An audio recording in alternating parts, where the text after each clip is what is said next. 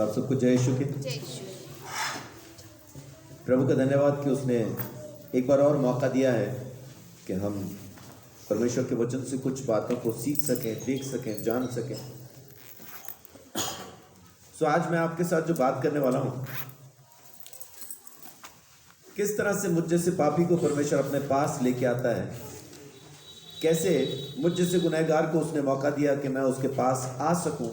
आज वो कहानी मैं आपके साथ शेयर करना चाहता हूं, क्योंकि ज़मीन पे कोई भी ऐसा नहीं जो धर्मी हो। बाइबल कहती है कि एक भी धर्मी नहीं, एक भी पवित्र नहीं सिवाय प्रभु यीशु मसीह के। कारण क्या है? यीशु मसीह क्यों अकेला ही, वो ही क्यों पवित्र है, बाकी और कोई पवित्र क्यों नहीं है? कारण ये कि बाकी जितने भी पैदा हुए वो शरीर से पैदा हुए। 5 तत्व जो कहा जाता है कि इंसान मिट्टी का पुतला जो बना हुआ है, बाकी सारे वो उसी के वैसा ही बने हैं।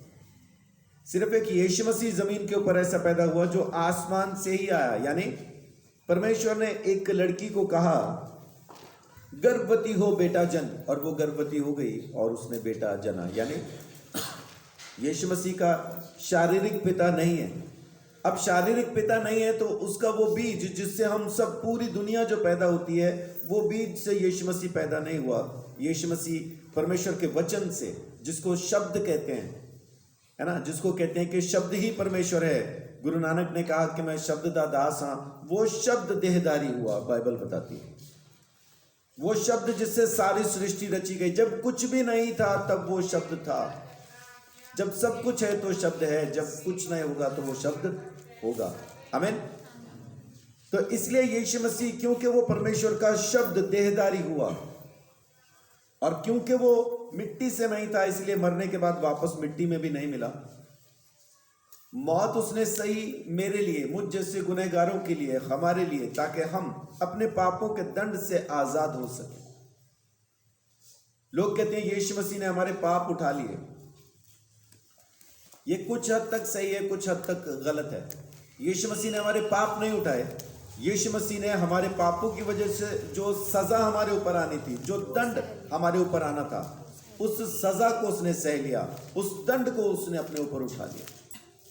तो हमारे पाप नहीं उठाए। पापों की वजह से जो मौत, जो नरक की आग में हमें जाना था, परमेश्वर से जो हम जुदा हो जाने वाले थे, वो अलगाव, वो दूरी उसने परमेश्वर की सह ली। इसीलिए सूली के ऊपर चढ़ के वो चिल्लाया, हे मेरे परमेश्वर, हे मेरे परमेश्वर, तूने मुझे क्यों छोड़ दिया।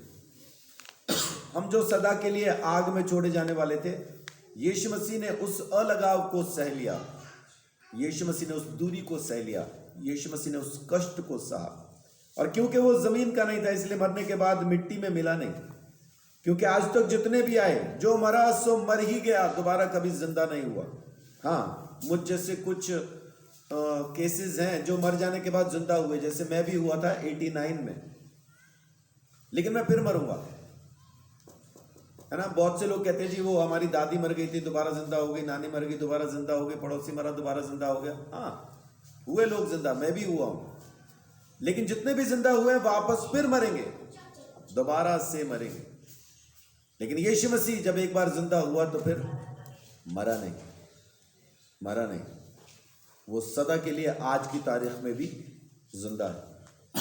तो किस तरह से मुझ जैसे गुनहगार को परमेश्वर अपने पास लेके आया प्रभु यीशु मसीह के द्वारा, आज वो कहानी मैं आपके साथ शेयर करना चाहता हूं। लूका रचित सुसमाचार 15 अध्याय, वहां पे मेरी कहानी है। 11 आयत से वो कहानी शुरू होती है। मेरी कहानी को बाइबल के अंदर लिखा हुआ है उड़ाऊ पुत्र की कहानी। लूका 15 अध्याय। फिर उसने कहा, किसी मनुष्य के 2 पुत्र थे। उनमें से छोटे ने पिता से कहा, हे पिता, संपत्ति में से जो भाग मेरा हो वह मुझे दे दीजिए। उसने उनको अपनी संपत्ति बांट दी। बहुत दिन ना बीते थे कि छोटा 12 उनमें से छोटे ने पिता से कहा, हे पिता, संपत्ति में से जो भाग मेरा हो वह मुझे दे दीजिए। उसने उनको अपनी संपत्ति बांट दी। सबसे पहली चीज, पापी कौन है पता कैसे चले कि ये पापी है या वापस आ गया है, पता कैसे चले? सबसे पहली चीज, जो अपनी इच्छाओं पे चल रहा है, अभी तक वापस नहीं आया। इसको अपनी मर्जी पूरी करनी थी, मेरी मुझे दे दे बस, मेरे को और कुछ नहीं चाहिए, मुझे मेरा हिस्सा दे दे। अपने बाप से उसको ये नहीं चाहिए कि पापा आप मेरे साथ रहो या मुझे संभालो या मेरी मदद करो, कुछ नहीं चाहिए, बस मेरा हिस्सा तो मुझे दे दे और अपना हिस्सा ले आ। सबसे पहली चीज जो साबित करती है कि हम गुनहगार हैं वो है, जब तक हम अपनी इच्छा पर चलते रहते हैं तब तक हम परमेश्वर की मर्जी को पूरा नहीं कर सकते। पहली चीज है कि मुझे दे दे, मेरा हिस्सा मुझे दे दे। अभी पढ़िए 13 आयत। बहुत दिन ना बीते थे कि छोटा पुत्र सब कुछ इकट्ठा करके दूर देश को चला गया और वहां कुकर्म में अपनी संपत्ति उड़ा दी। जी, जब वह बस दूसरी चीज 13 आयत के अंदर दो चीजें आपको मिलेंगी। पहला, स्वार्थ, अपना स्वार्थ पूरा करना चाहता था वो, है ना। 13 आयत को गौर से आप देखें तो बहुत दिन ना बीते थे, यानी संपत्ति बांटने के बाद तुरंत लेके नहीं चला गया, संपत्ति ली लेकिन ज्यादा दिन तक अपने बाप के साथ नहीं रहा, कुछ दिन ना बीते थे।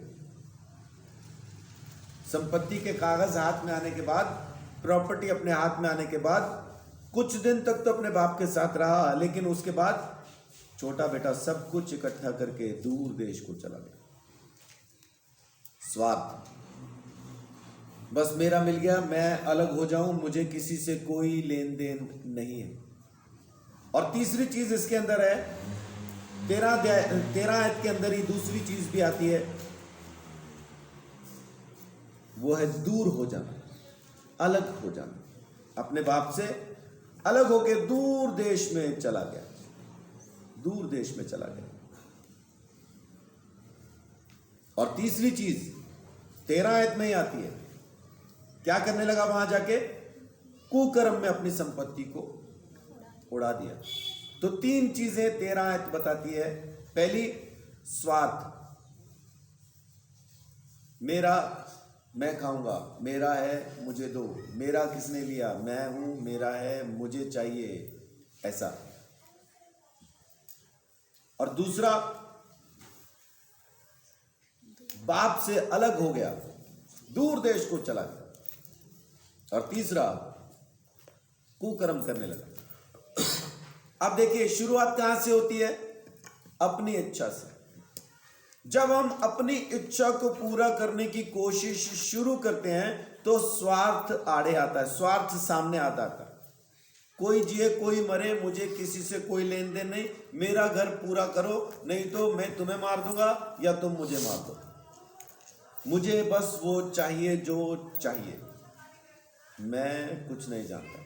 ये कब शुरू होगा? जब आप अपनी इच्छा पे चलना शुरू करते हैं। ये मेरी कहानी है, मुझ जैसे गुनहगार की कहानी है। मैंने भी अपनी जिंदगी में जब नशा करना शुरू किया तो मुझे अपने घर वालों से कोई लेन देन नहीं था। घर में रोटी बने ना बने, घर वाले आटा खरीदने के लिए गलती से अगर मुझे पैसे दे देते थे कि संजीव ले जा आटा ले आ, घर में रोटी बनाने के लिए भी आटा नहीं है, ले आ ताकि रोटी बनाई जा सके। और मुझे पता है कि पूरा खानदान भूखा बैठा, मैं लाऊंगा रोटी तो वो खाएंगे। इसका मतलब ये नहीं कि वो पता नहीं कितने दिन से भूखे हैं, लेकिन मतलब उस दिन रोटी वो तब खाएंगे जब मैं आटा लाऊंगा। मैं आटा नहीं लाता था, मैं पैसे लेके निकलता था तो फिर 2-3 दिन बाद ही वापस आता था, क्योंकि मुझे पता था कि मैंने पैसे खा लिए आटे के, और अगर आज ही गया तो बहुत ज्यादा मारेंगे, अगले दिन गया तो थोड़ा कम मारेंगे, उससे अगले दिन गया तो और थोड़ा कम मारेंगे, तीसरे दिन गया तो गालियों से गुजारा हो जाएगा, तो तीसरे दिन आता था फिर जब आप अपनी मर्जी पे चलते हैं तो स्वार्थी हो जाते हैं, फिर आपको किसी से कोई लेन देन नहीं। ये गुनहगार की कहानी है, मेरे जैसे पापियों की। वापस परमेश्वर के पास कैसे आएंगे वो भी आज मैं आपको बताऊं। दूसरी चीज जो उसकी जिंदगी में आती है वो होती है स्वार्थ। जैसे अपनी इच्छा पे चलना शुरू करे तो स्वार्थी हो जाता है, मुझे मेरा दे दो। और फिर उसके बाद उसकी दूरी शुरू होती है अपने लोगों से। शुरुआत कहां से होगी? अपने लोगों से। बाप से दूरी, भाई से, मां से, बहन से, बीवी से, बच्चों से, अपने लोगों से दूरी पहले शुरू होती है। उसको बाहर के लोग ज्यादा अच्छे लगते हैं। मां खराब है, बाप खराब है, बहन बेकार है, भाई बेकार है, कोई अपना नहीं। अच्छे कौन है? बाहर वाले। नहीं क्या पवन? बाहर वाले अच्छे। मैं दोस्तों को जाके शिकायतें करता था, मेरे माँ बाप अच्छे नहीं हैं। एक दिन बैंक में जॉब करता था वो भाई, स्मैक पीता था वैसे, तो मेरे साथ आ गया मेरे माँ बाप को समझाने के लिए कि मैं तो बैंक में काम करता हूँ, मेरी सुन लेंगे, चल समझाने ले आया। जी आपका लड़का तो बहुत अच्छा है, आप इसको थोड़ा अच्छे से संभाला करो, थोड़ा इसको ध्यान दिया करो, ये वो। मेरे डैडी बैठ गए, कहते अच्छा बेटा एक बात बता, हम इसका क्या बिगाड़ते क्या है? ये कैसे पता चलता है कि हम इसको प्यार नहीं करते? तो उसने अपनी तरफ से कुछ बोलना शुरू किया। मुझे कुछ पूछ रहा, मैं क्या बोलूं? कुछ नहीं। मैं तो गूंगा बन के बैठा हुआ वहां पे, कुछ नहीं बोल रहा। तो मेरे डैडी ने बोलना शुरू किया, कह रहे बेटा इसको पूछ जो कपड़े पहने किसने धोए। तो मेरे को पूछा, कह रहा कपड़े कौन धोता है? मैं कहा वो तो घर वाले ही धोते हैं, मैं तो आज तक रुमाल भी नहीं धोया। अच्छा, प्रेस किसने किए? प्रेस मेरे पापा ने किए, मेरे डैडी ने किए। ये जूते पॉलिश किसने किए? मैं कहा वो भी डैडी ने किए। तो सब कुछ घर वाले ही कर रहे हैं, सब कुछ परिवार ही कर रहा है। मैंने तो घर पे कभी 5 पैसे भी नहीं दिए, नया कपड़ा, नया जूता, सब कुछ घर वाले लेके दे रहे हैं। लेकिन फिर भी बाहर क्या संदेश क्या दे रहा हूं मैं बाहर जाके? घर वाले प्यार नहीं करते। क्यों? सिर्फ एक कारण, वो मुझे नशा करने से रोकते थे, बस इतना।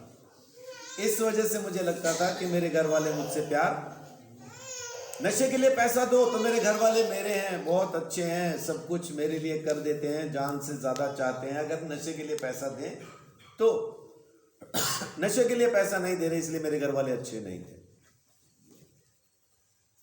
स्वार्थ की कहानी शुरू होती है। घर वाले बेकार, सब बेकार, दूरी शुरू हो जाती है। घर से दूर आप निकलना शुरू करते हैं। जब आप घर से दूर होते हैं, जब आप अपने लोगों से दूर होते हैं, तब कुकर्म शुरू होते हैं, तब बुराइयां शुरू होती हैं। जिंदगी में नशा, ऐब, ये तमाम चीजें तब आती हैं जब आप अपने लोगों से, खुद के लोगों से दूर जाते हैं। तब जिंदगी के अंदर कमियां और बुराइयां आना शुरू होती हैं। जितने लोग अपने घर वालों से बात करते हैं ना लगातार, छोटी से छोटी बात भी अपने घर पे बताते हैं, जो जाके वो बुराई में नहीं पड़ते, बुराई से बचे रहते हैं। लेकिन जो अपने माँ बाप को कहते हैं तेरे को क्या पता, अब तेरे को क्या बताऊं, तो तू अपना काम करना, तेरे को क्या पता, तो इसका मतलब है कि उसको कुछ ना कुछ अलग से भी पता है ना। भांग के पौधे पे हाथ मार के चरस कैसे बनती है ये भी पता है। फिर इसको एक बोतल में कितने पैक बनेंगे पता है इसको, क्योंकि घर वालों को कुछ नहीं बताना चाहते। जो घर वालों से दूर हैं, जो घर से अलग हैं, समझ लो कि कहीं ना कहीं किसी ना किसी बुराई में फंसे। मैं अक्सर कहता हूं, हम में से कितने लोग ऐसे हैं जो अपना फोन अपनी बीवी को, माँ को, बहन को, बच्चे को पकड़ा सकते हैं लॉक खोलने के बाद, लो यूज करो, जितनी देर मर्जी यूज करो।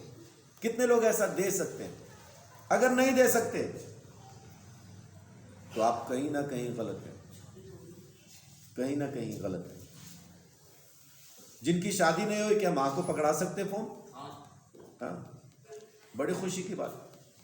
तो इसका मतलब कम से कम फोन में तो कोई गलती नहीं है, और फोन में गलती नहीं तो इसका मतलब कि कोई रिश्ते की कहीं कोई दिक्कत नहीं है ना। आज की तारीख में बहुत से तलाक जो कोर्ट में इसीलिए पहुंच गए होंगे क्योंकि बच्चे आजकल यूज कर रहे हैं फोन, है ना। तो उसमें फिर वो बच्चे पूछ लेते होंगे मम्मा ये कौन है, पापा को मैसेज आया, तो अभी पापा बताए फिर किसका मैसेज आया।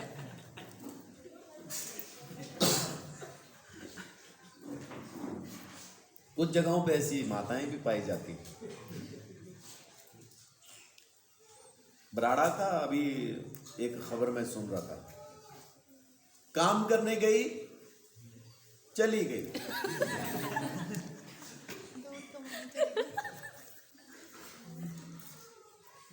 घर से तो नौकरी पे निकली थी पर पता नहीं कहां निकल गई, पीछे 2 बच्चे और एक पति छोड़ गई, कहां गई पता नहीं। तो खाली पापाओं की दिक्कत नहीं, माताओं की भी आज की तारीख है। लेकिन ये होता कब है, जब आप अपने लोगों से दूर होते हैं तब। अगर आप अपने लोगों से बात कर रहे हैं ना लगातार, तो फिर ये परेशानी नहीं आती। आपस में बात करो, बाहर वालों की नहीं सुनो। बाहर वाले आते बहुत कुछ बोलते हैं, हमारे बारे में बोलते हैं, और हम अगर आपस में बात नहीं करते हैं तो फिर झगड़ा है, फिर झगड़ा है। क्योंकि हमने बाहर वालों की सुनी ना, बाहर की खबर सुनते, खबरी लाल बड़े है ना, खबरी लाल बहुत सारे। अच्छा, उनको चैन भी नहीं आता फिर हमारे घर पे आए बगैर, है ना। वो जैसे होता नहीं, वो भी एक फेरा तो जरूरी है,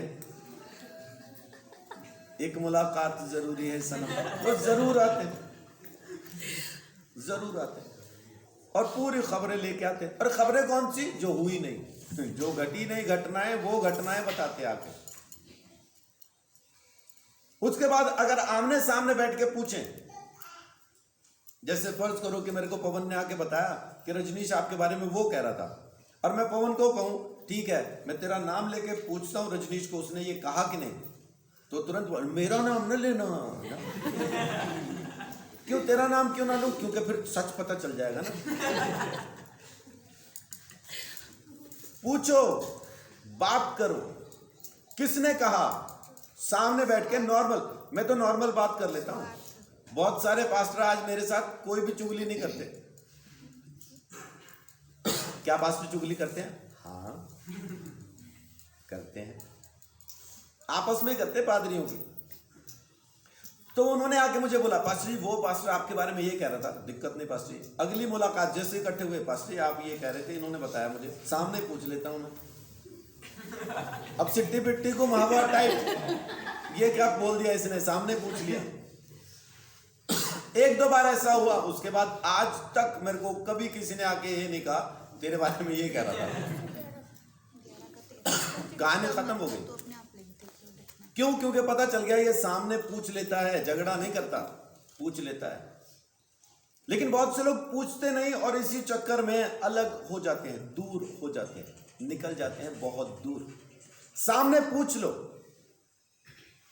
सूरज को किसी ने मेरा नाम लेके कुछ बोला, उसने सीधा आके मुझे बोल दिया सर आपने ऐसा कहा। मैंने बोला नहीं, ऐसा नहीं कहा। उसके बाद आज तक वो बात क्लियर नहीं हो पाई। पूछ लेता हूं मैं, आप भी पूछिए। नहीं पूछेंगे तो दूरी हो जाएगी, अलग हो जाएंगे, रिश्ता खत्म हो जाएगा। बाप के साथ भी वैसा ही हुआ, क्योंकि अपन उसके साथ बात नहीं करते। मैं कहां कहां पे खराब हूं, मैं कहां कहां गंदा हूं, परमेश्वर को नहीं बताते। उसके सामने तो नहा धो के बढ़िया कपड़े पहन के अच्छा अच्छा बन के दिखाते ना उसको, तो हालेलुया ओ प्रभु तू महान है। वो तो है, तू क्या है वो बता, है ना। तू अपनी रिपोर्ट देने के लिए आया, उसकी बताने नहीं आया तू कैसा है, अपनी बताओ। जब आप अपनी इच्छा को पूरा करना शुरू करेंगे तो ये 3 चीजें साथ में आएंगी। कौन कौन सी? स्वार्थ, दूरी और कुकर्म। परमेश्वर से अलग हो जाएंगे, अपने रिश्तों से अलग हो जाएंगे और बुरे कामों में आप व्यस्त हो जाएंगे। ये 3 चीजें साथ में आएंगी। अब पढ़िए 14 आयत। जब वह सब कुछ खर्च कर चुका तो उस देश में बड़ा अकाल पड़ा और वह कंगाल हो गया। अभी देखिए, कंगाल हो गया। आमतौर पे देखें, प्रैक्टिकली देखें तो हम रिश्तों में कंगाल हो जाते हैं, अपनी नेक नामी में कंगाल हो जाते हैं, बहुत सारी चीजों में। लेकिन ये जो परमेश्वर से जो दूरी है, यहां पे कंगाली आती है आत्मिकता की। आप आत्मिक रीति से कंगाल हो जाते हैं। हम 5 हिस्से हैं, कोई भी इंसान 5 हिस्से है। क्या है? आत्मिक, मानसिक, सामाजिक, शारीरिक और आर्थिक। ये 5 चीजें हैं।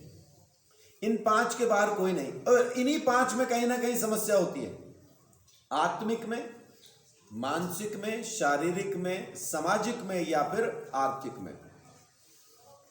और इन्हीं 5 चीजों को यीशु मसीह ने हमारे लिए रिस्टोर किया। इनमें से एक भी हिस्सा खराब हो तो बाकी चारों पे असर डालता है। जैसे अगर कोई शारीरिक तौर पे बीमार है तो उसकी आत्मिकता में भी गड़बड़ आएगी, मानसिक तौर पे भी परेशान होगा, शरीर में तो वो है ही है क्योंकि बीमार है, समाज में भी उसकी उतनी वो नहीं रहेगी, अरे नहीं वो तो बीमार है, छोड़ दे रहने दे, उसके पास कौन जाएगा, कोरोना है ना, इसको दूर कोरोना। और चौथा, क्योंकि बीमार है तो आर्थिक, 5वां जो है क्योंकि बीमार है इसलिए आर्थिक समस्या भी आ जाएगी। अब ये आत्मिक रीति से जो बीमार होते हैं, यानी परमेश्वर से अलग होने की वजह से जो कंगाली आई, आत्मा में आई, तो बाकी हिस्सों पे भी इसका असर पड़ता है। अगर हम ये सोचें कि आत्मिकता में बढ़ते रहने से या न बढ़ने से कुछ फर्क नहीं पड़ता, तो पड़ता है। आत्मिकता में जब आप बढ़ोगे तो उसका भी फर्क पड़ेगा, नहीं बढ़ोगे तो उसका भी फर्क पड़ेगा। जब अपनी धार्मिकता पे हम विश्वास करना शुरू करते हैं तो बड़ा नुकसान उठाते हैं, ठोकर खाते हैं। मेरा मुझे कहा, मैं कर दूंगा, मेरे को टेंशन नहीं, ये बड़ी समस्या होती है। हमें विश्वास करना है, अंधविश्वास नहीं करना। विश्वास में और अंधविश्वास में जमीन आसमान का फर्क। अभी ये दूर हुआ और वहां पे अकाल पड़ा। अब संभालने वाला कोई नहीं, क्योंकि अपनों से तो दूर हो गए। ऐसा है नहीं कि हमने अपनों को अलग कर दिया तो आगे जिंदगी में हमको उनकी कभी जरूरत नहीं पड़ेगी, ऐसा कहीं नहीं, ऐसा कहीं नहीं। कहीं ना कहीं किसी ना किसी मोड़ पे जरूर हमको उनकी जरूरत पड़ती है, जिनको हम ठुकरा के छोड़ के निकल आए। जरूरत पड़ती है, आज नहीं तो कल, कभी ना कभी जरूर हमें जरूरत पड़ेगी। आज की तारीख में लोगों के घर के अंदर बरकत क्यों नहीं है? क्योंकि माँ बाप को माँ बाप ना समझ के बोझ समझते हैं। एक बाप 7 बच्चों की परवरिश कर लेता है, लेकिन 7 बच्चे मिलके एक बाप नहीं पाल सकते। उसके लिए बने वृद्धाश्रम, वहां जाओ, पापा वहां आपका बड़ा ख्याल रखेंगे, मैंने बात की उनसे, वो पूरा ध्यान रखेंगे। तो तू किस लिए पैदा हुआ था? चल ठीक है, पापा को तू छोड़ा है, अगला कमरा बुक करा ले। क्यों? क्योंकि और 20 साल बाद तुझे भी वहीं पहुंचना है, क्योंकि जो बो रहे हैं वो काटना भी पड़ेगा। घरों में बरकतें क्यों नहीं? क्योंकि माँ बाप की इज्जत नहीं है। परमेश्वर का वचन कहता है कि अगर तू चाहता है कि तेरा भला हो और जमीन पे तू लंबी उम्र जिए तो माँ बाप का आदर कर।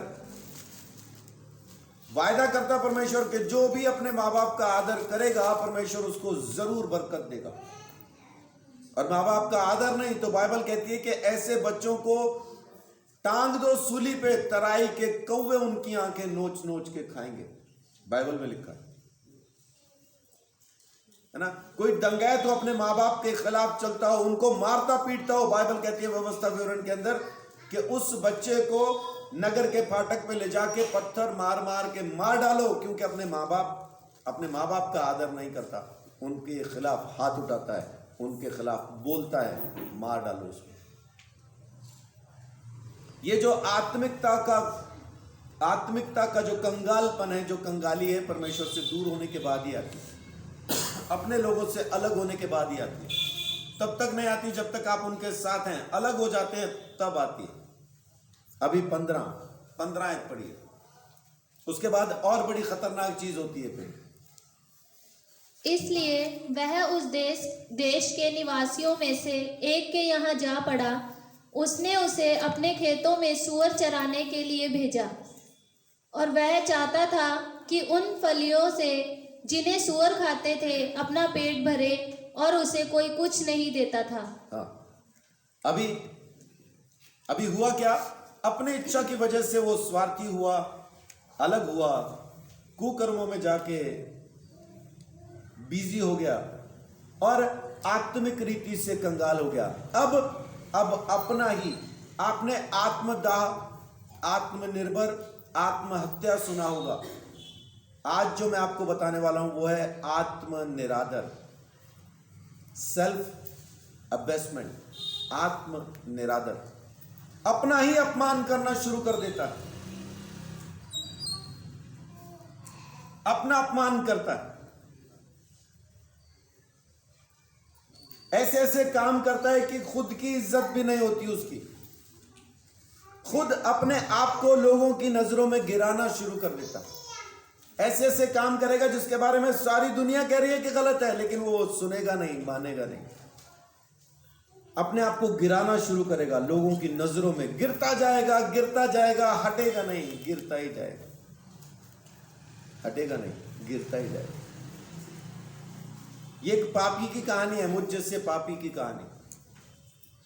पंचकुला के अंदर जिस इलाके में मैं रहता था, कुत्ता मर जाए लोगों को अफसोस होता था, मैं मर जाऊं कतई किसी को अफसोस होने वाला नहीं था। बहुत से माँ बाप तो आज भी मेरे ऊपर ये इल्जाम लगाते हैं कि उसकी वजह से हमारे लड़के खराब हुए, और मैंने आज तक ईमानदारी की बात किसी को नशा शुरू नहीं करवाया। किसी ने नशा नहीं किया ना, अगर कभी भी नशा नहीं किया और मेरे पास आके कहे कि चौधरी मेरे को एक गोली नशे की दे दे, आज मैं खाना चाहता हूं, मैंने नहीं दी। जो पहले से खाते थे उनको तो दे दी मैंने कभी, अगर उनके पास नहीं है तो, लेकिन किसी को, नए बच्चे को मैंने कभी नशा नहीं दिया।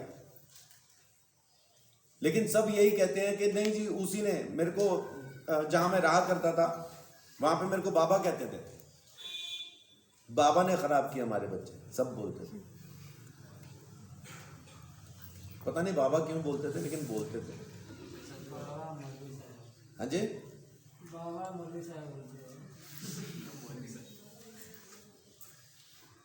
राजू भाई कह रहे बाबा मौलवी साहब बोलते थे। मौलवी साहब वो क्यों बोल रहे हैं? क्योंकि उनके इलाके में, मैं उनके गांव में एक ही बार गया हूं, लेकिन वहां के लोग आज भी उनसे पूछते हैं वो वाले मौलवी साहब कब आएंगे। पता नहीं मुझ में मौलवी कब दिख गया उनको।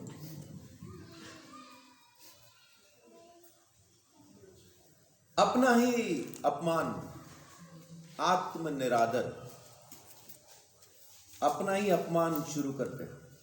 जिस काम से उनको पता है कि इस काम की वजह से मेरी बेइज्जती होती है, तो भी उस काम को दोबारा दोबारा दोबारा दोबारा करते हैं।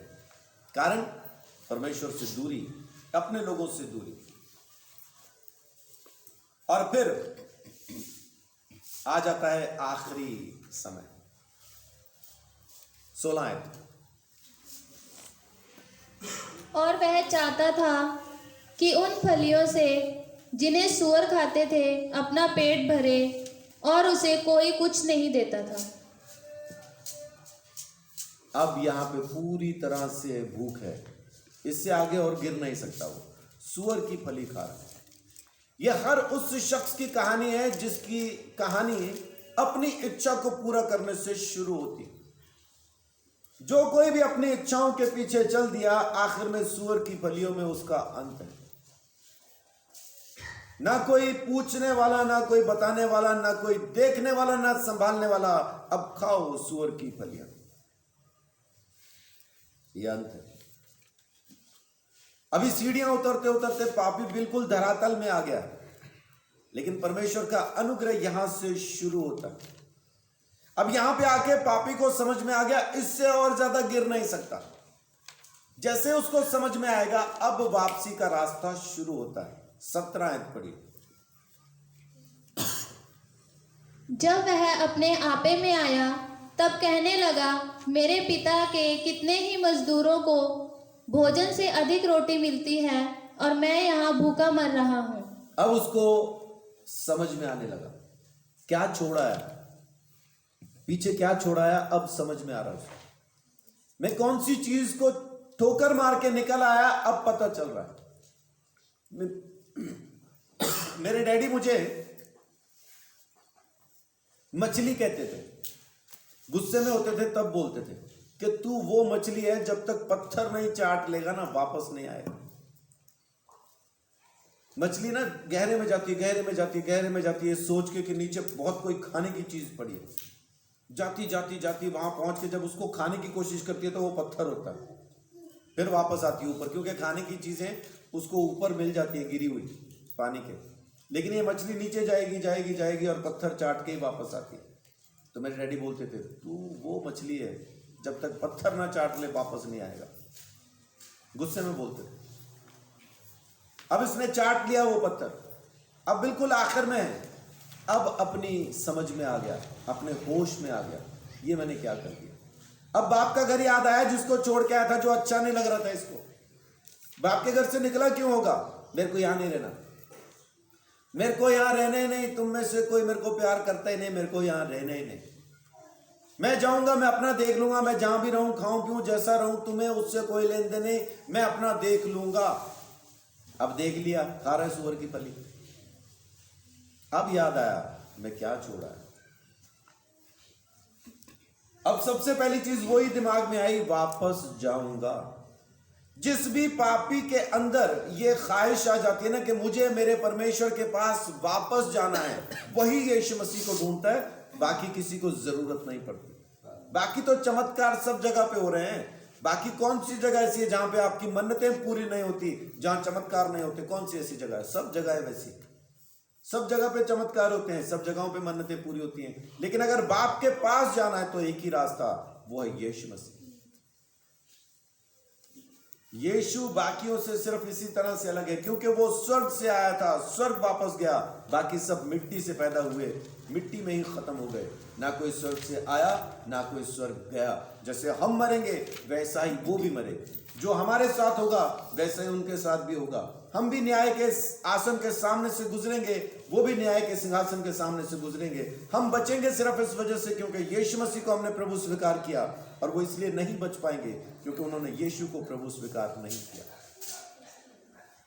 ये पहली चीज, जो पापी ये मान ले कि मैं पापी हूं, मैं बुरा हूं, खराब हूं, गलत हूं, वही वापस आता है।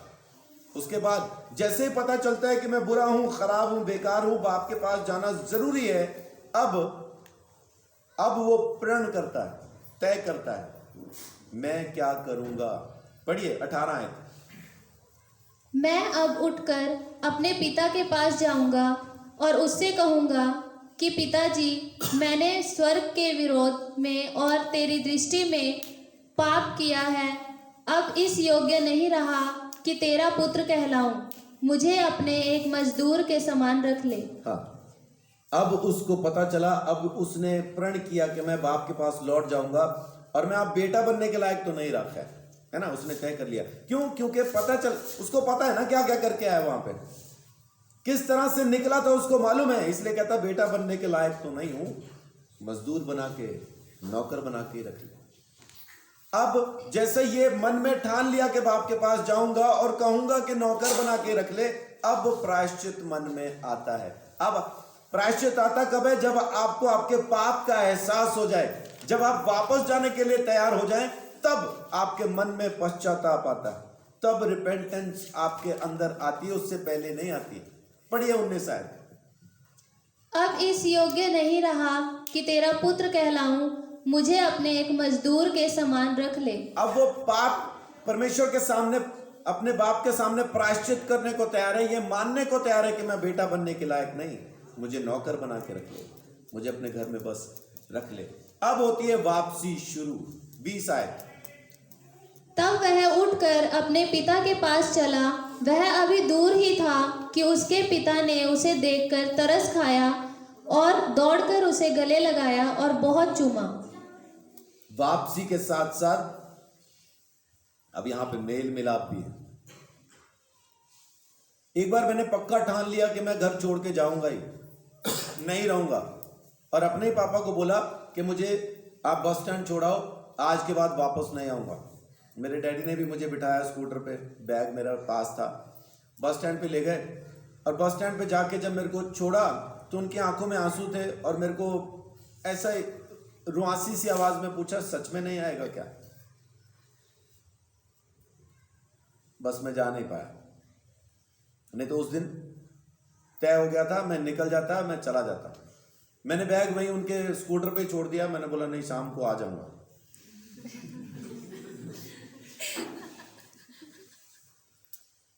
बेटा कैसा भी हो, बाप बाप करता है। हम चाहे कितने ही लुच्चे क्यों ना हो जाएं, माँ बाप कभी भी हमारे खिलाफ नहीं होते। वो अच्छे क्यों नहीं लगते? क्योंकि सही की सलाह दे रहे हैं। सही की सलाह देने वाला कोई भी अच्छा नहीं लगता। गलत सलाहें देने वाले मेरे प्रिय भाई होते, वो जान होते, मेरे जान ना। कौन लोग? जो गलत सलाह देते, वो होते हैं मेरे अपने। अपने तो अपने होते हैं, और जो सही सलाह दे वो बेकार आदमी है। उसको क्या पता? उसको कुछ नहीं पता। मैं जानता हूं मेरे लिए अच्छा क्या। लौट के आया, बाप ने दूर से देखा और पहले ही तरस खा लिया। पूछा भी नहीं तू कहां से आया, क्या करके आया, क्या नहीं करके आया, क्योंकि उसके हालात बता रहे हैं कि वो कहां से गुजर के आ रहा है, कौन से हालात में से गुजर के आ रहा है, उसके हालात बता रहे हैं। और जाके उसको गले लगाया, चूमना शुरू कर दिया। क्या वाकई इस लायक है कि उसको चूमा जाए? है क्या? इस लायक नहीं है। हम में से कोई भी इस लायक नहीं है कि परमेश्वर हमको अपने गले से लगा के चूम ले। हम में से कोई भी इस लायक नहीं है। लेकिन हम जब मन अपना बदल के, मन फिराव करके, पश्चाताप करके जब यीशु मसीह नासरी के नाम से परमेश्वर के पास जाते हैं, दूर से देख के तरस खाता है। इससे पहले कि हम उसके पास पहुंच जाएं, दौड़ के आके हमें गले लगाता और हमें चूमता है और अपना बेटा कह के पुकारता है। हम उसके बेटे बनने के लिए गए नहीं, सेवक बनेंगे। प्रभु तेरे सेवक हैं, तेरे दास हैं। लेकिन वो कहता नहीं कि तुम मेरे सेवक, मेरे दास हो। वो हमें संतान कह के पुकारता। आमीन। वो हमें गले से लगा लेता। ये पापी की वापसी है।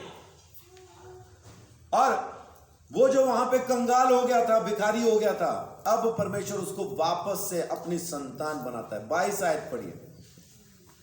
परंतु पिता ने अपने दासों से कहा, झट अच्छे से अच्छा वस्त्र निकालकर उसे पहनाओ और उसके हाथ में अंगूठी और पांवों में जूतियां पहनाओ। अब कपड़े भी पहना दिए, अंगूठियां भी पहना दी, जूतियां भी पहना दी। जश्न का माहौल है। क्यों? क्योंकि मेरा बेटा वापस आ गया। आमीन। देखिए 23 और 24 आए। और पला हुआ पशु लाकर मारो, ताकि हम खाएं और आनंद मनाएं, क्योंकि मेरा यह पुत्र मर गया था, फिर जी गया है, जो खो गया था अब मिल गया है। और वे आनंद करने लगे। आमीन। वो सोच के आया था, पैरों में गिरूंगा, माफिया मांगूंगा, पता नहीं रखेगा कि नहीं रखेगा, लेकिन बाप को इस चीज की खुशी है कि वापस आ गया। वापस आ गया, इस बात की खुशी। तो मुझ जैसे पापी परमेश्वर के पास इसी तरह से आए हैं। जब मैं पूरी तरह से खत्म हो गया अपनी जिंदगी के अंदर, मुझे और कुछ दिखाई नहीं दे रहा था, खाली चलती हुई ट्रेन की पटरी पे लेटा हुआ मैं, ऊपर से गुजरती ट्रेन, बस वही समझ में आता था और कुछ समझ नहीं आता था। अंधेरा ही अंधेरा था, जिंदगी में कुछ भी नहीं था। भविष्य में क्या होगा मुझे कुछ पता नहीं चलता था। जीऊंगा कैसे, रहूंगा कैसे, पता नहीं चलता था। मेरे छोटे भाई ने बोला, माँ बाप को मर जान दे, मैं खुद तुझे रेल के आगे फेंक के आऊंगा। तो मेरे को पता था मेरा भविष्य क्या है, मैं जानता था। उस वक्त यीशु मसीह ने मुझे गले से लगाया। उस वक्त यीशु मेरी जिंदगी में आया। जब मुझे समझ आना बंद हो गया था कि अब मेरी जिंदगी में क्या है, तब मैंने परमेश्वर को पुकारा और उसने मेरी आवाज को सुन लिया। आमीन। हम में से भी हर एक शख्स उस वक्त परमेश्वर के पास वापस आ सकता है जब उसको लगे कि अब कोई नहीं, जब उसको लगे कि अब सब दरवाजे बंद हो गए, अंधेरा हो गया, अब सिवाय आत्महत्या के कोई चीज बाकी नहीं बची, उस वक्त पुकार के देखना अपने बाप को, वो दौड़ के आएगा, गले से लगाएगा, चूमेगा, आपको नए कपड़े पहनाएगा, अंगूठियां पहनाएगा, जूतियां पहनाएगा और आपके वापस आ जाने का जश्न मनाएगा। वो परमेश्वर है जिसकी आज हम सेवा करते हैं। उस परमेश्वर के पास लौट के आइए। सबसे पहले आपको खत्म करना है अपनी इच्छा को पूरा करना। ये जो अपनी इच्छा से शुरू होती है बातचीत, सुअर की फलियों पे खत्म होती है, और जो समझ पे शुरू होती है बातचीत कि मेरे को पता चल गया कि मैं पापी हूं, मुझे बाप के पास लौटना है, वो बाप के घर पे जाके खत्म होती है। तो अब आपको तय करना है, अपनी इच्छा को पूरा करना है या समझ के परमेश्वर के घर के वापसी को आपने उस सफर को शुरू करना है। अगर आप वो सफर शुरू करते जो बाप के घर को जाता है, तो बाप आपसे मिलने को तैयार है, रास्ते में दूर से देख के दौड़ के आ जाएगा, गले से लगा के आपको अपने संतान कह के पुकारेगा और आपके वापसी का जश्न मनाएगा। कई साल पहले मेरी नानी की डेथ हो चुकी थी, तब तक प्रभु को उतना नहीं जानता था, लेकिन सिद्धियों की वजह से जो आत्माएं मेरे साथ बात करती थी, उन्होंने जब मुझे कह दिया कि हमारे पास मुक्ति नहीं है, तब प्रभु यीशु मसीह ने मुझे दर्शन देके कहा कि मैं मुक्तिदाता हूं। और उस वक्त मैंने मन में ठान लिया कि यीशु ही मुक्तिदाता है। तो मेरी नानी मेरे ख्वाब में आई और मेरे ख्वाब में आके बड़े प्यार से मेरे साथ बात कर रही और मेरे को कह रही, काके आज असी तेरी वजह ना दावत खाती है, आज तेरे कारण हमने दावत खाई। मेरी नानी कहती। मैं पूछा, मैं बीजी मेरी वजह से कैसे आपने दावत खाई? आगे नहीं बताया उन्होंने। कह रहे तेरी वजह से आज वहां दावत हुई थी, हमने खाई। मुझे नहीं पता ऐसा होता है कि नहीं, लेकिन कई सालों के बाद जब मैं बाइबल कॉलेज में आया और ये अध्याय मैंने पढ़ा, लूका 15 अध्याय जब मैंने पढ़ा, यहाँ पे 3 बार ये दावत होती है। 99 भेड़ें छोड़ के एक को ढूंढने गया, मिल गई तो दावत की। 10 सिक्कों में से एक सिक्का खो गया, उसको ढूंढा, जब मिल गया तो दावत की। उड़ाऊ पुत्र जब खो गया, वापस आया तो दावत की। बाइबल कहती है कि जब जमीन पे कोई पापी मन फिराता है तो स्वर्ग में दावत होती है। आमीन, आमीन। हम में से बहुत सारे लोग आज अपनी इच्छाओं पे चल रहे होंगे, लेकिन अगर आप चाहते हैं कि आपकी वजह से स्वर्ग में दावत हो, आज ही बाप के पास वापसी का सफर शुरू कीजिए। जैसे आप शुरू करेंगे, परमेश्वर दौड़ के आएगा और आज ही की तारीख में स्वर्ग में दावत होगी। आमीन। एकमात्र रास्ता परमेश्वर के पास आने का प्रभु यीशु मसीह के द्वारा उसके पास वापस आ सकते हैं। हाँ, रही बात चिन्ह चमत्कार की, तो कहीं भी जाओ, सब जगह होते भाई, सब जगह होते। ऐसा नहीं है कि चर्च में आओगे तो चमत्कार होगा, कहीं भी जाओ चमत्कार सब जगह पे होते हैं। लेकिन अगर बाप के घर की वापसी चाहिए तो सिवाय यीशु मसीह नासरी के दूसरा रास्ता कोई नहीं, दूसरा रास्ता कोई भी नहीं। हम ये कह नहीं सकते कि ये चमत्कार खाली चर्च में होता है, वहां नहीं होता, सब जगह होता है, सब जगह। कहीं भी जाओ, कहीं भी जाओ, सब जगह पे चमत्कार हो रहे हैं। लेकिन यीशु मसीह जो हमारे लिए मारा गया, वो जमीन पे कहीं नहीं, और वो चर्च में नहीं है, वो पूरी दुनिया के लिए है। जो विश्वास करे, जो विश्वास करे, उसके लिए उसने रास्ता खोल दिया। वो खाली चर्च में आने वालों के लिए नहीं है, वो जो चर्च में नहीं आ रहे उनके लिए भी वो मरा है, अगर वो यकीन कर पाए, विश्वास कर पाएंगे। 8 चीजें जो परमेश्वर के पास वापस आने से आपको मिलती हैं, जल्दी से देख लेते हैं। रोमियो 5 अध्याय में जैसे आप परमेश्वर के पास वापस आते हो तो ये 8 चीजें आपको मिल जाती हैं। पहली आयत, अतः जब हम विश्वास से धर्मी ठहरे तो अपने प्रभु यीशु मसीह के द्वारा परमेश्वर के साथ मेल रखें। पहली चीज, परमेश्वर के साथ मेल हो जाता है, आप परमेश्वर से मिल जाते हैं। आमीन, हालेलुया। सोने वाले कहो हालेलुया, अब जागने वाले कहो हालेलुया। अब जाग गए सारे, है ना? सुनते रहिए मुझे। सबसे पहली चीज जैसे आप परमेश्वर के पास प्रभु यीशु मसीह के द्वारा उसके पास आते हैं, पहली चीज क्या होती है? आपका परमेश्वर से मेल हो जाता है। दूसरी आयत पढ़िए, जिसके द्वारा विश्वास के कारण उस अनुग्रह तक जिसमें हम बने हैं हमारी पहुंच भी दूसरी हुई। चीज क्या होती है? परमेश्वर तक हमारी पहुंच हो जाती है। दूसरी चीज, परमेश्वर तक हमारी पहुंच हो जाती है। अब हमें बीच में कोई नहीं चाहिए, है ना? पादरी नहीं चाहिए, पास्टर नहीं चाहिए, बिशप नहीं चाहिए, पोप नहीं चाहिए, तोप नहीं चाहिए, कोई नहीं चाहिए। हमारी सीधी पहुंच परमेश्वर तक है। आमीन। कितने लोग यीशु मसीह के द्वारा परमेश्वर के पास आए हैं? हाथ खड़ा करके बताइए। आमीन। आप सबकी सीधी पहुंच परमेश्वर तक है। आपको मेरी जरूरत नहीं है। मेरी जरूरत खाली आपको इसलिए है ताकि मैं ये बातें आपको बता सकूं, बस, इससे ज्यादा कुछ नहीं। ये आप भी बता सकते हैं, जब आपको समझ में आए एक दिन आप भी इस जगह पे बैठ के बात कर सकते हैं। ये कोई गद्दी नहीं है जिस पे हम ही बैठेंगे या हम ही बिठा के जाएंगे किसी को। ये गद्दी नहीं है, ये तो परमेश्वर का भवन है। यहाँ जो भी, जिसको भी परमेश्वर बात करे, जिसको भी परमेश्वर सिखाए, वो उसकी बातों को आगे सिखा सकता है। अभी अंजुमन ने सिखाना शुरू कर दिया। मैंने इनको बहुत बार रोका, आपने नहीं जाना। रोका ना मैंने आपको? हाँ बोल रहे हैं। कब रोका? हाँ, कब रोका?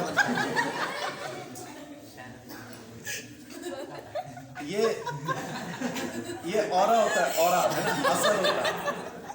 पता नहीं, मैं ना बोल दूंगी तो सर बुरा ना मान जाए। मैंने आज तक किसी को रोका? बाहर के बहुत से लोग बोलते हैं नहीं नहीं, सिर्फ पास्टर ही है जो प्रार्थना कर सकता है, पास्टर ही है जो दुष्ट आत्मा निकाल सकता है, तुम ना निकालना, तुम्हारे ऊपर असर हो जाएगा, ये हो जाएगा, वो हो जाएगा। पता नहीं कौन सी बाइबल पढ़ते हैं वो लोग। मेरी बाइबल में तो लिखा है, यीशु मसीह ने कहा कि तुम्हारे नाम स्वर्ग में लिखे, इस बात से तुम खुश रहना, जश्न मनाना इस बात का, तुम्हारे नाम स्वर्ग में लिखे हैं। और मैंने शैतान को गिरते हुए देखा। और तुम टेंशन ना लेना, मैंने तुम्हें दुश्मन की सारी सामर्थ के ऊपर अधिकार दिया है और कोई भी चीज तुम्हें नुकसान नहीं पहुंचा सकती। कोई भी प्रार्थना करो, वही असर आएगा, वही असर आएगा। ये खाली मैं कोई अलग से पूंछ लगवा के नहीं आया हूं। सब बराबर है परमेश्वर के सामने, हम सब एक जैसे। कोई भी तो हम सबकी पहुंच यीशु मसीह के द्वारा परमेश्वर तक हो गई है। अब हमें जरूरत नहीं कुछ और करने की, ये चढ़ाओ, वो उतारो, वहां जाओ, यहां आओ, कुछ करने की जरूरत नहीं। घर के अंदर बैठो, कमरे में बैठो, परमेश्वर से बात करो। सीधी पहुंच है यीशु मसीह के द्वारा परमेश्वर तक। आमीन। दूसरी आयत फिर से पढ़िए। जिसके द्वारा विश्वास के कारण उस अनुग्रह तक जिसमें हम बने हैं हमारी पहुंच भी हुई और परमेश्वर की महिमा की आशा पर घमंड करें। हाँ, अभी आनंद करने का समय है, परमेश्वर की आशा पे घमंड करने का समय।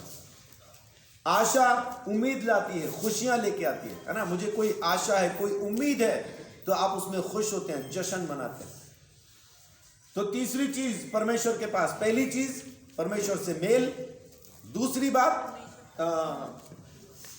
हमारी पहुंच परमेश्वर तक, और तीसरी बात आशा पे घमंड करना, उसकी महिमा की आशा पे घमंड हो जाता है हमें, हम आनंद करते हैं उस बात का।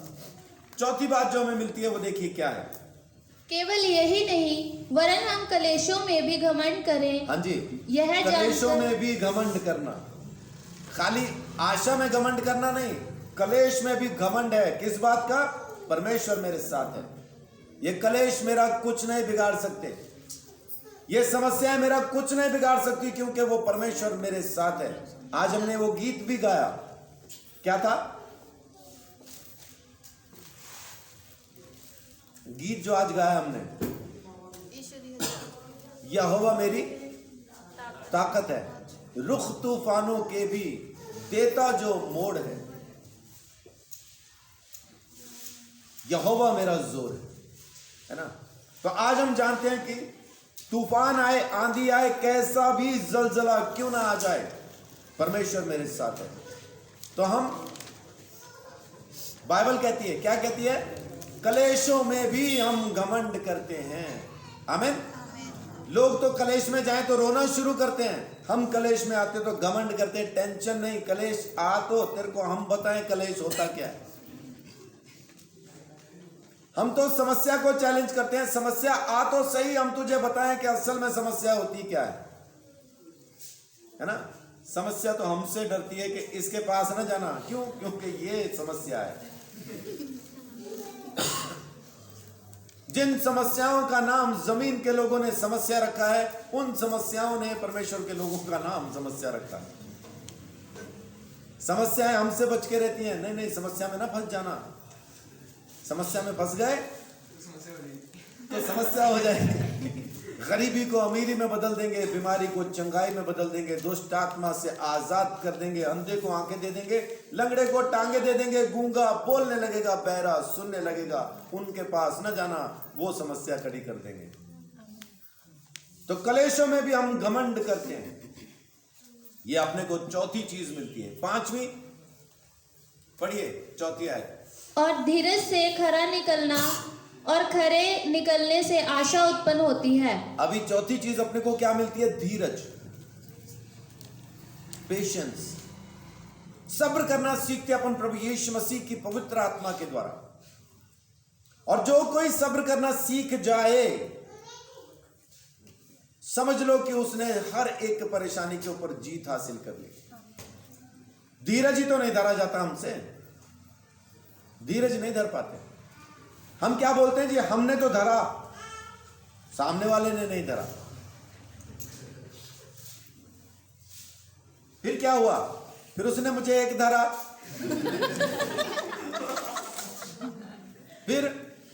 फिर मैंने दो धरा,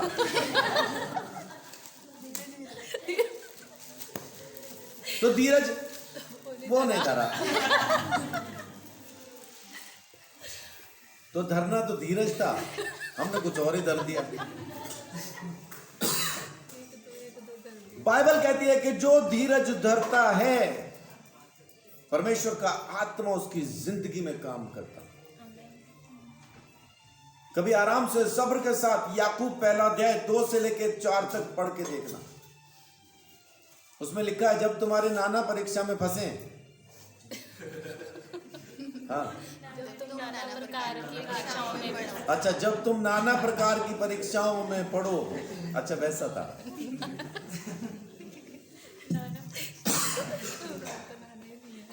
जब तुम नाना प्रकार की परीक्षाओं में पढ़ो तो इसे पूरे आनंद की बात समझो। क्यों? क्योंकि तुम्हारे विश्वास के परखे जाने से धीरज पैदा होता है। धीरज पैदा कब होगा? जब विश्वास परखा जाएगा। हम बोलते हैं विश्वास तो है, धीरज नहीं है, तो परखने दो ना विश्वास को, तब तो धीरज पैदा होगा। जैसे विश्वास परखना शुरू करते हैं, हम सामने वाले को परखना शुरू कर देते, तू कौन, कहां से आया। विश्वास के परखे जाने से धीरज पैदा होगा। धीरज को अपना पूरा काम करने दो, बाइबल कहती है। धीरज को अपना पूरा काम करने दो, तब तुम में किसी चीज की कमी नहीं रहेगी, तुम पूरे और सिद्ध हो जाओगे। आमीन। ये धीरज का काम है, करने दीजिए। ये गिफ्ट मिलता है अपने को जब यीशु मसीह को अपन स्वीकार करते। एक अंगूठी के अंदर 8 नग लगा के देता है वो अपने को। एक अंगूठी में 8 नग लगा के देता है, बड़े कीमती नग हैं। पहला कौन सा? मेल। दूसरा कौन सा? पहुंच। तीसरा आनंद। चौथा कलेशों में आनंद। पांचवा धीरज। पांचवा जो मोती लगाता है, पांचवा जो वो इसमें पत्थर कीमती लगाता है, वो है धीरज। और छठा पढ़िए, चौथी आयत को फिर से। और धीरज से खरा निकलना और खरे निकलने से आशा उत्पन्न होती है। धीरज से खरा निकलना। अब खरे कब निकलते हैं आप? जब पूरा सब्र करते हैं, तो इससे आपको अनुभव मिलता है। अनुभव मिलने की वजह से, एक बार फिर पढ़िए, क्या होता है? फिर खरे निकल कर क्या होता है उसके बाद? आशा उत्पन्न होती है। आशा उत्पन्न हो जाती है। तो अपने को छठी चीज जो उसमें देता है, वो अनुभव देता है। धीरज धरने के बाद जो अनुभव आपकी जिंदगी में आता है, वो आपको आशा देता है। धीरज नहीं धरा तो कुछ नहीं धरा। धीरज धरिए। परेशानी है, समस्या है, 1 दिन हो गया, 1 साल हो गया, 10 साल हो गया, दिक्कत नहीं। मेरी मां ने मेरे लिए 18 साल प्रार्थना की कि मेरे बेटे को नशे से आजाद कर दे मेरे परमेश्वर, इसको मैं तेरी सेवा के लिए दे दूंगी, और जब तक ये सेवा नहीं करेगा तब तक मैं सेवा करूंगी। और ये कह के उसने अपना अपनी लैब बंद कर दी, अपना क्लिनिक बंद कर दिया, आज तक बंद है वो क्लिनिक आज तक बंद है। उसके बाद मेरी माँ ने वचन भी प्रचार किया, घूम घूम के भी प्रचार किया, लोगों के बीच में जाके भी प्रचार किया, कॉलोनी में मीटिंग्स भी की और उसके बाद लोगों को बपतिस्मे भी दिए। मैंने अपनी 10 साल की सेवकाई के अंदर, नहीं अब तो ज्यादा हो गई, 2007 से 13 साल की सेवकाई के अंदर मैंने अभी 100 या 120 लोगों को बपतिस्मा दिया है। लेकिन मेरी माँ ने जब उसने वो सेवा की, जब मैं प्रभु में नहीं आया, उस वक्त मेरी माँ ने जो सेवकाई की, उस टाइम पे उसने तकरीबन 1000 लोगों को बपतिस्मा दिया, और वो भी गग्गर नदी के अंदर खड़े होके। कभी कभी मेरे को भी लेके जाती थी, संजीव तू भी चल, क्या करना, बपतिस्मा देना, चल तू भी चल। बपतिस्मा देना करना क्या, तो मैं वहां पे बोलता था ऐसे पानी छिड़क दो। नशेड़ी कहाँ उतरते पानी में, नशा थोड़ी उतारना है। लेकिन मेरी माँ बोलती थी चल नाल चल, तो वो मेरा हाथ पकड़ के गग्गर के अंदर उतरती थी। उसके बाद फिर जिसने बपतिस्मा लेना वो आता था, उसको पकड़ के लेटाओ, खड़ा करो। फिर मैं हूं, टाइम वेस्ट नहीं करता। जितने लोग बपतिस्मा लेते थे फिर मैं उनकी एक फीस रख दी है ना। वो मेरे को दिख जाते थे कितने लोग हैं 70-80 लोग, 10-10 रुपए भी देंगे तो अपना गुजारा हो जाएगा। तो फीस 10 रुपए सब आराम से दे देते थे। मेरी माँ पूछती थी काका कर दे किया, मैं कहूँ अपनी मानना देना चाहते कुछ चल रब इन्हां दा भला करे। फिर मेरी माँ पूछती थी, कहते कुछ दिया, मैं कहाँ दिए, 70-80 रुपए हो गए। कहते चल कोई नहीं तू रख ला, अब हुए तो ज्यादा हैं। तो मैंने ऐसे भी बपतिस्मे दिए।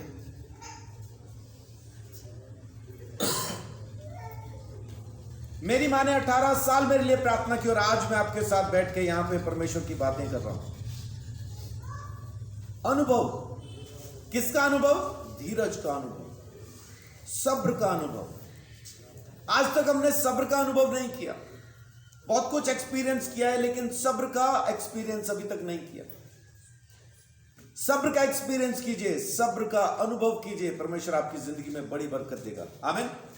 7वां नग जो वो लगाता है, पढ़िए 5वीं आयत। और आशा से लज्जा नहीं होती। 7वां नग क्या है, उम्मीद, आशा। 7वां नग आपकी जिंदगी में लगाएगा आशा, है ना। विश्वास क्या है, आशा की हुई वस्तुओं का निश्चय, अनदेखी वस्तुओं का परिमाण। यह उल्टा है, देखिए तो इब्रानियों 11 का 1। अतः अब विश्वास आशा की हुई वस्तुओं का निश्चय और अनदेखी वस्तुओं का परिमाण है। क्या लिखा है, अब विश्वास आशा की हुई वस्तुओं का निश्चय और अनदेखी वस्तुओं का प्रमाण है।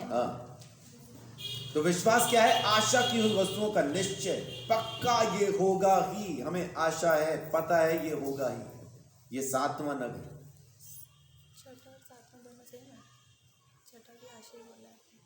नहीं, छठा तो अनुभव है, अनुभव।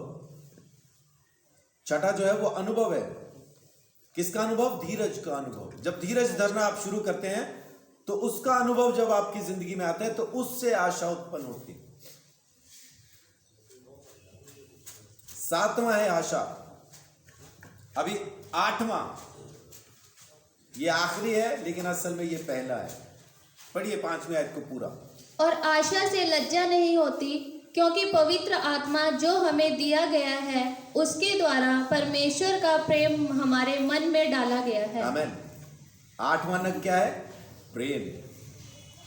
परमेश्वर का प्रेम जो हमारे अंदर डाला गया। आज की तारीख में हम जो प्रेम करते हैं परमेश्वर के प्रेम के जैसा ही प्रेम करते हैं। आमीन। तो आज मैं आपको एक पूरी कहानी बताने की कोशिश की है कि एक पापी किस तरह से बचता है, और जब बचाया गया पापी है उसकी जिंदगी में कौन सी 8 चीजें परमेश्वर साथ में दान में देता है। हर एक पापी जो मेरे जैसा है, आज की तारीख में हम सब के लिए खुशखबरी है कि परमेश्वर हम सबको बचाना चाहता, हम सबको अपने सीने से लगाना चाहता। लेकिन शुरू कहां से करें, अपनी इच्छाओं को पूरा करना बंद कर दीजिए। जो आज भी अपनी इच्छाओं पे चल रहा है, समझ लो सूअरों की बलि पे जाके अंत होगा। और अगर किसी को पहले से पता चल गया कि भी हाँ, इस जैसे मुझे समझ में आया था कि आगे कुछ नहीं है, अपनों से दूर नहीं होना, बाप से दूर नहीं होना, परमेश्वर से दूर नहीं होना, क्योंकि जिनको हम छोड़ के निकल आते हैं बाद में उन्हीं की याद आती है। वापस लौटने का रास्ता आज भी खुला है। शुरू कब से होगा? जब आपको समझ आ जाएगी मुझे वापस बाप के पास जाना। वहां से कहानी शुरू होती है वापसी की। और जब आप वापस पहुंचेंगे तो जो अंगूठी आपको पहनाएगा उसमें 8 नग होंगे, जो मैंने आपको बताया। पहला मेल, परमेश्वर तक पहुंच, आनंद, कलेशों में आनंद, सब्र, सब्र का अनुभव, आशा और प्रेम। ये अंगूठी वो आपको पहना देगा और इसको किसी का बाप आपके हाथ से उतार नहीं सकता। आमीन। सो परमेश्वर आप सबको बहुत आशीष, बड़ी बरकत दे, अपने अनुग्रह के अंदर संभाल के रखे। जो कोई भी अगर आज भी अपनी इच्छाओं में चल रहा है तो आज समय है लौट आने का। लौट आइए, क्योंकि परमेश्वर आपको आवाज दे रहा है। आमीन। परमेश्वर आपको बहुत आशीष, बड़ी बरकत।